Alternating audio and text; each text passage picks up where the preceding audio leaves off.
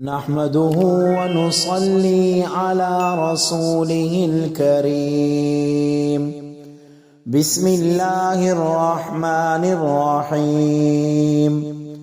حضرت ابو ذر رضی اللہ عنہ فرماتے ہیں رسول اللہ صلی اللہ علیہ وسلم سردی کے موسم میں جب درختوں کے پتے گر رہے تھے باہر تشریف لائے، آپ صلی اللہ علیہ وسلم نے ایک درخت کی 2 شاخیں پکڑی تو پتے مزید گرنے لگے۔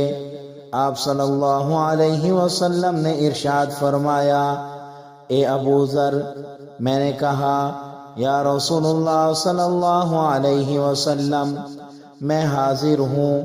پھر آپ صلی اللہ علیہ وسلم نے ارشاد فرمایا، مسلمان بندہ جب اللہ رب العزت کو راضی کرنے کے جذبے سے نماز پڑھتا ہے تو اس کے گناہ اسی طرح جھڑ جاتے ہیں جس طرح یہ پتے درخت سے جھڑ رہے ہیں۔ تو میرے بھائیوں، ہمیں ہمیشہ نماز کی پابندی کرنی چاہیے۔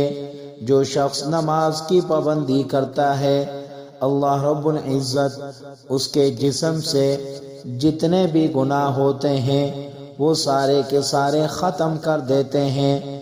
نماز پڑھنے سے ہر کام میں برکت ہوتی ہے، نماز پڑھنے سے رزق میں اضافہ ہوتا ہے، نماز پڑھنے سے اللہ رب العزت آخرت میں آسانی فرمائیں گے۔ نماز پڑھنے والے شخص کو قبر میں بھی آسانی ہوگی، نماز پڑھنے والے شخص کو پل صراط سے گزرنے میں بھی آسانی ہوگی، نماز پڑھنے والے شخص کو حوض کوثر پر آپ صلی اللہ علیہ وسلم کے دست مبارک سے پانی نصیب ہوگا۔ تو ہمیں نماز پڑھنے پر کسی بھی قسم کی سستی نہیں کرنی چاہیے۔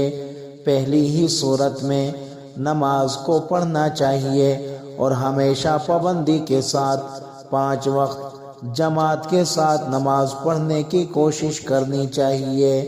دعا ہے کہ اللہ رب العزت ہم سب کو 5 وقت جماعت کے ساتھ نماز پڑھنے والا بنائے، آمین۔